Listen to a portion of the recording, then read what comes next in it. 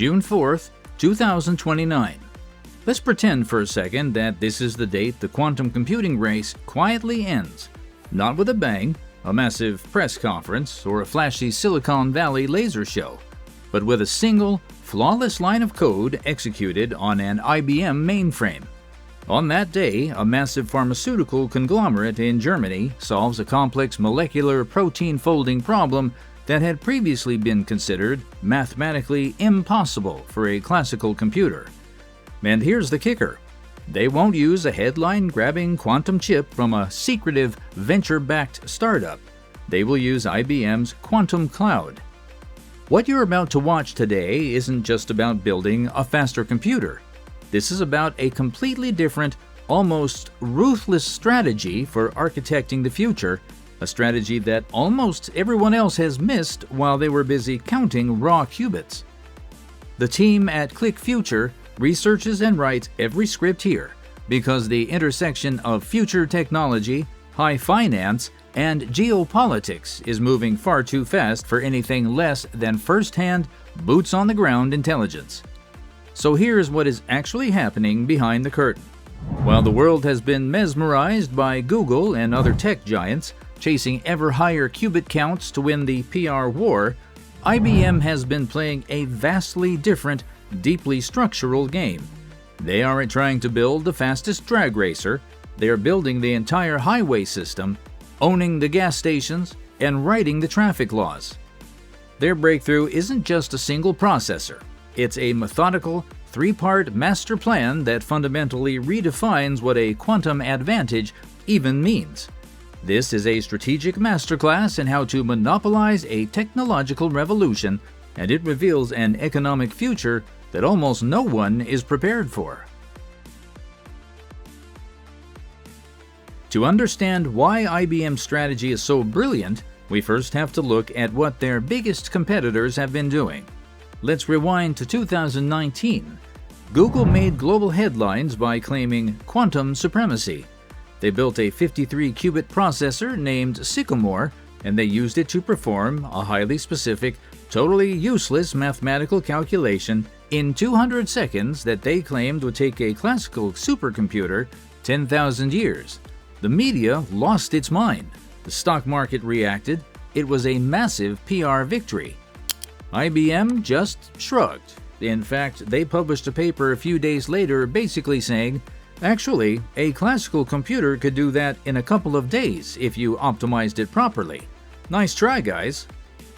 Google has been treating quantum computing like a sprint to a finish line. Microsoft, on the other hand, has been trying to build a theoretically perfect, error-proof, topological qubit, a science fiction-level gamble that has kept them stuck in the lab for over a decade. IBM recognized something fundamental that the others didn't. The first company to build a perfectly fault-tolerant quantum computer doesn't automatically win. The company that gets the world addicted to their ecosystem while the hardware is still maturing, that is the company that dictates the next century of computing. Here's the three-part pattern emerging from IBM. It's a strategy so methodical, so relentlessly patient, that it's been almost invisible next to the flashy demos of their competitors. First, the hardware infrastructure. While other companies work in the shadows and occasionally pop out to yell surprise with a new chip, IBM has been treating this like a boring, predictable industrial engineering problem. They've published their exact roadmap for years, hitting their targets with terrifying precision, from the 127-qubit Eagle in 2021 to the 433-qubit Osprey in 2022 to the 1,121-qubit Condor in December of 2023. It's not just the chips. Quantum computers have to be kept colder than deep space, just a fraction of a degree above absolute zero, to function. IBM isn't just building processors, they are building the infrastructure to house them. They built Project GoldenEye, the world's largest dilution refrigerator. It's a massive, cryogenic super fridge capable of cooling systems large enough to hold thousands of qubits. They're not just building a microchip, They're building the massive modular factory that makes the microchips viable. Second, the software ecosystem. This is the part the financial analysts consistently miss. Google might have a faster processor, and they definitely have a better catering budget, but IBM has Qiskit. Qiskit is IBM's open-source software development kit. It is essentially the programming language for the quantum era. And the brilliant, slightly terrifying part? IBM gave it away for free. They have spent hundreds of millions of dollars building the tool that an entire global generation of quantum developers is currently learning to use. This is the exact same strategy Microsoft used to dominate the 90s with Windows, and Google used to dominate mobile with Android. While everyone else is fighting over who can build the coolest hardware, IBM is building the operating system that runs the whole world. They are positioning Qiskit to be the undisputed Android for quantum. Third, the utility model. IBM's entire strategy hinges on the concept they call quantum utility. They didn't wait for a perfect, error-free quantum computer to arrive in 2035. Back in 2023, with their 127-qubit Eagle processor, IBM officially declared that the era of quantum utility had already begun. As Jay Gambetta, IBM Fellow and VP of IBM Quantum, explicitly stated, "We are now entering an era of quantum utility, where quantum computers can serve as scientific tools to explore a new scale of problems that classical systems may never be able to solve." They are building hybrid systems. They use noisy, imperfect quantum processors to handle the incredibly complex, multi-dimensional parts of a problem, and they use classical supercomputers to clean up the errors and handle the rest. It's not about waiting for perfection. It's about extracting commercial value today. Let's translate this into real-world economics, because this is where the trillions of dollars will actually change hands. What does quantum utility actually mean for the global markets? Take materials science. Currently, to design a better battery for an electric vehicle, we rely largely on trial and error in a physical lab, because classical computers cannot accurately simulate the quantum mechanics of complex molecules. Even the world's fastest supercomputer chokes when trying to simulate the interactions of just a few dozen electrons. With IBM's hybrid utility model, companies like Boeing and ExxonMobil are already using the IBM cloud to simulate new materials. If a company uses Qiskit to discover a catalyst that makes carbon capture 50% more efficient, or a battery that holds twice the charge with half the lithium, the financial windfall is astronomical. Consider high finance. Hedge funds and massive asset managers like JP Chase are already exploring quantum algorithms for portfolio optimization and risk analysis. When you are managing a $1 trillion portfolio, a 0.1% edge in calculating market friction or risk variables represents billions of dollars in alpha. They aren't waiting for the perfect machine. They are writing their algorithms in Qiskit right now, so they are ready the exact second the hardware scales. Let's be brutally clear about what's at stake here. Every university teaching quantum computing, every startup building quantum AI algorithms, every major bank exploring quantum finance, a massive percentage of them are building their foundational architecture on IBM's Qiskit platform. Those skills, that code base, that institutional knowledge, it all runs natively and best on IBM hardware. This creates a relentless acceleration engine. The more developers who use Qiskit, the more demand there is for IBM's cloud quantum service. The more cloud revenue they generate, the more capital they can funnel into their hardware research. We're entering an era where the barrier to entry is collapsing. You no longer need to be a theoretical physicist with $1 billion lab and a penchant for wearing turtlenecks. With Qiskit and a laptop, a data scientist at a regional bank or a bored engineering student in their dorm room can run experiments on a real quantum mainframe via the cloud. This is the absolute democratization of scientific discovery. Every new tool IBM adds to Qiskit makes their hardware more valuable. Every new hardware milestone makes Qiskit more indispensable. Everyone else is playing a linear game of hardware specs. IBM is playing an exponential game of ecosystem lock-in.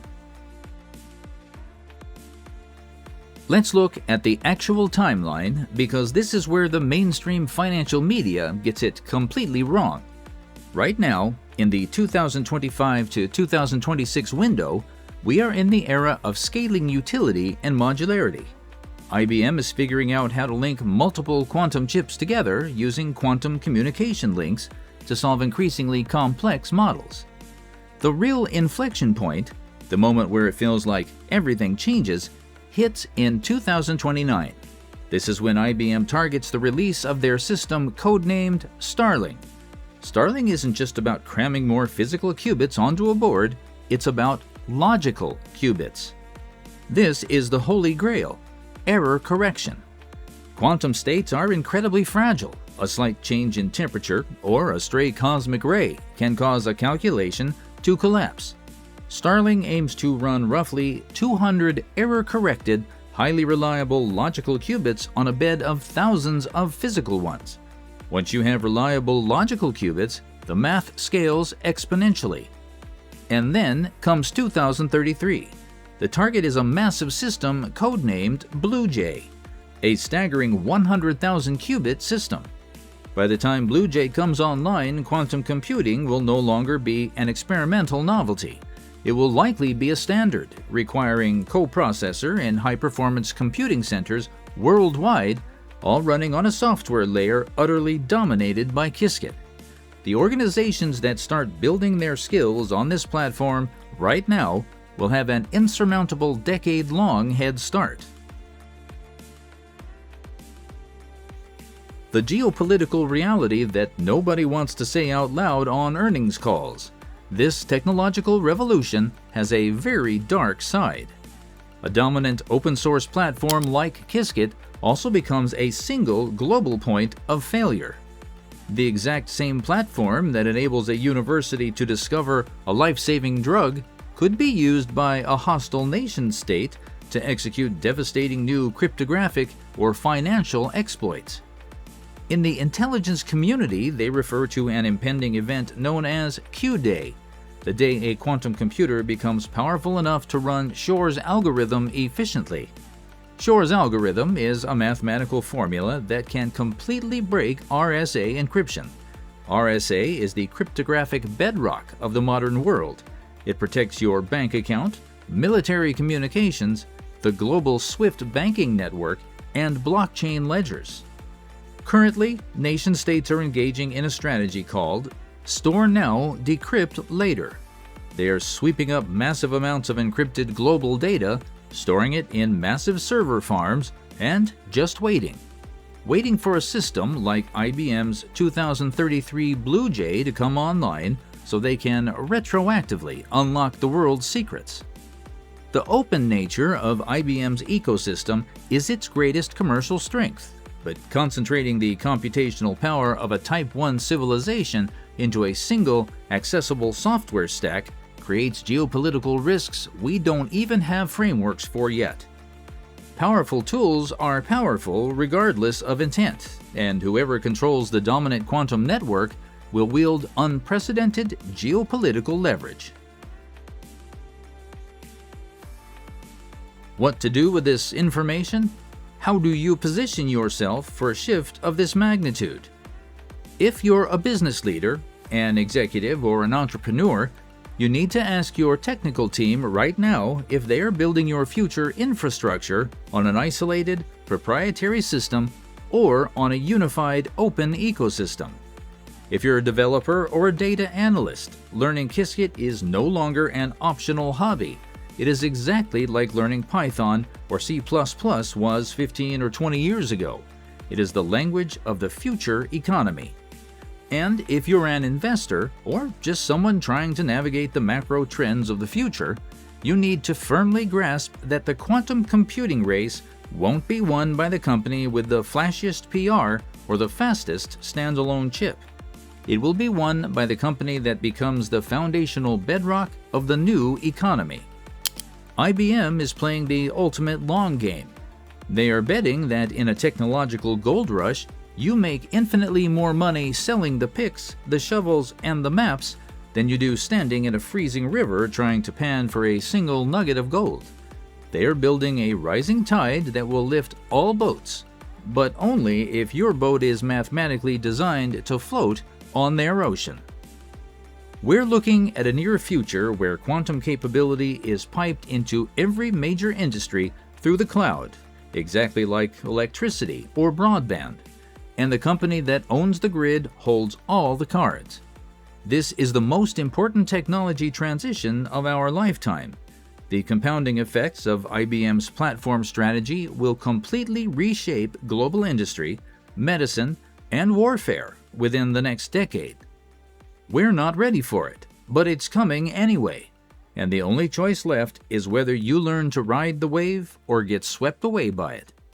If you want to stay ahead of the curve on the technologies and geopolitical shifts reshaping our world, hit subscribe and join us here at Click Future, where your future is a click away.